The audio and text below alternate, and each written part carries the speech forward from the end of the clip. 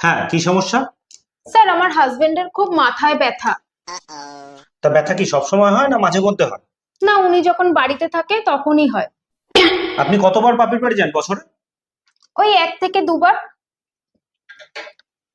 আপনার হাজবেন্ডের মানসিক শান্তির খুব প্রয়োজন আছে।